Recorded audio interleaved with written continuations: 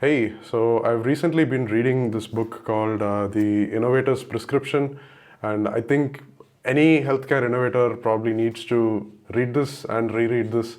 It provides really good solutions and tackles the real problems that we are facing in the healthcare industry today.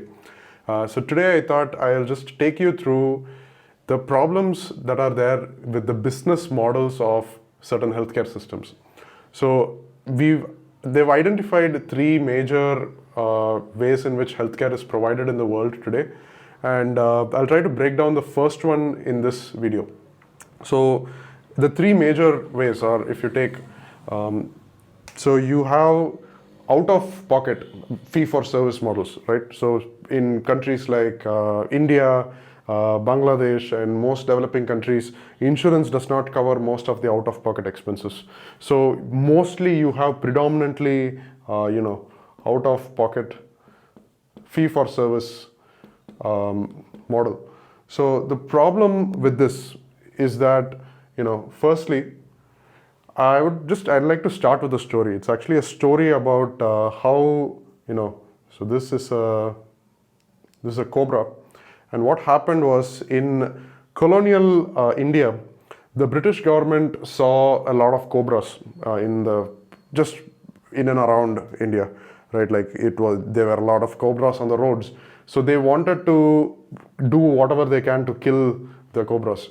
So what they did was they actually announced an incentive scheme saying that anybody who killed a cobra and then got its head will be rewarded with some money. So you can see, okay, fine, that's a sensible approach, and fine, you cut off the head of a cobra, you are able to get some money. But then this is famously called the Cobra paradox. So what instead happened was people started breeding cobras. So you got a lot more cobras, and then people just cut the heads of a few cobras, and then they showed it to the government, and then they got their money. But in the background, they were breeding a lot more cobras. So in the end, after this incentive scheme, there were actually a lot more cobras than they started off with. So what is happening with the healthcare system today is that if you have a fee for service model, right? Fee for service. So what this means is that a patient who's sick comes to a doctor and they pay money in order to feel better again. Right, you give them something, and then they are better, right? So in this fee for service model, you are incentivizing people to actually remain sick, right? So for example, let's take diabetes, for example. It's actually a very easy condition to prevent, and most of the time I'm talking about diabetes type 2, right? India is the global capital of diabetes. So it's an easy disease to prevent if people actually underwent lifestyle changes and they actually took this seriously. But what actually ends up happening is that when the patient is at the prevention stage, so you see, if you take the number of people who, let's take this as a funnel again, you have a patient here who is relatively happy, and then here, they end up with severe diabetes, and they have to cut off their foot, or they have to go through insulin, and it's just overall really unpleasant, right? So in this scenario, if you just think about a happy patient who kind of has diabetes, let's say they are pre-diabetic, and this patient is definitely overt diabetes. Now this patient, although they are more severe, pays the system a lot more money than this patient. This patient would barely, it doesn't take that much effort to prevent diabetes. But since the overt diabetes patient actually ends up paying the system a lot more, there are more and more services targeted towards people with overt diseases. And there is very less need for somebody to actually go and prevent a disease. Right, so this is a running joke. There is preventive medicine in medical college, and everybody thinks it's a joke subject, and nobody really pays attention. And that's because in the fee-for-service model, you pay them to give them a service that will then, you gotta be sick by definition in order to use the health care system. although it's a little bit of a paradox. But then that's how the fee-for-service system works, right? So you, again, another example would be brushing your teeth every day is like much easier, it's much cheaper. Buying an electric toothbrush is probably like much simpler than getting a root canal operation done. But then the healthcare system as a whole does not, promote staying healthy over actually just like falling sick and then getting the procedure done, because the preventative interventions are not appreciated with money in this particular system. So you naturally tend to have people and organizations and businesses around just services and helping the sick once they are sick instead of preventing them. And again, there is a very real trust issue in this system, right?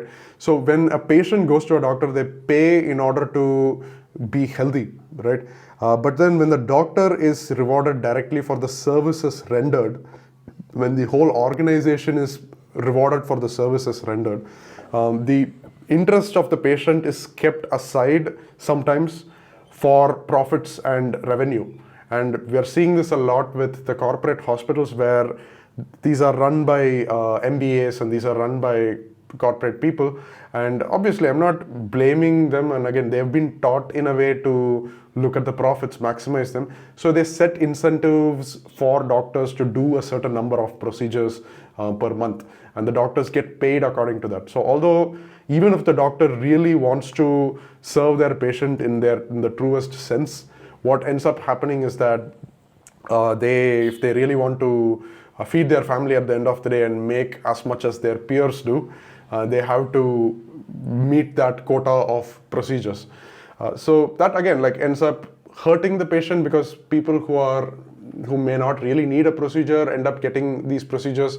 And then the best way to actually prevent a disease is not even talked about, because it's not going to pay your bills. Why would anyone care, right? So that's that's a very obvious problem in this fee-for-service model. The other issue in this whole model is that the financial burden of getting a certain procedure done or going to a consultation falls entirely on the patient. And what this ends up doing is actually two things. One is the patient sometimes cannot afford something and they go bankrupt over a particular surgery or a certain procedure. And chemotherapy, for example, is extremely expensive, especially with immunotherapy, and some people cannot just afford it. So your life or death depends on your ability to pay, in a sense. And for the doctor, it actually also, there is a real effect on the doctor, because they keep the economic affordability of the patient in mind before they offer a treatment plan. So it's not that they look at the protocol and they look at the best possible thing that can be done for the patient, but they look at what best possible plan can be done for this economical group, right? And again, that's not something that's heavily studied. There are not many research papers on what is the best possible treatment protocol for this particular cancer for somebody who earns less than this, right? So again, when you have the best class treatment available, but then you have to resort for something lower, the doctors also have to deviate from the golden standard of care, just to make sure that this patient is able to afford treatment.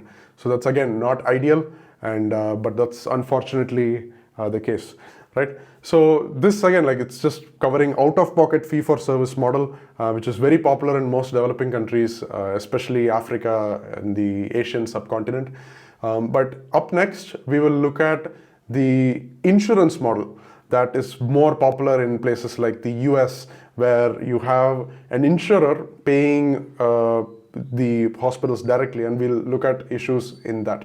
And again, I really do recommend you reading this book. It's The Innovator's Prescription by Clayton M. Christensen.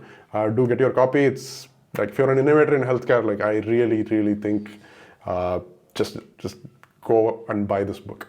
Okay, I'll see you in the next one, where I go over insurance-based systems and the issues that are inherent to this system.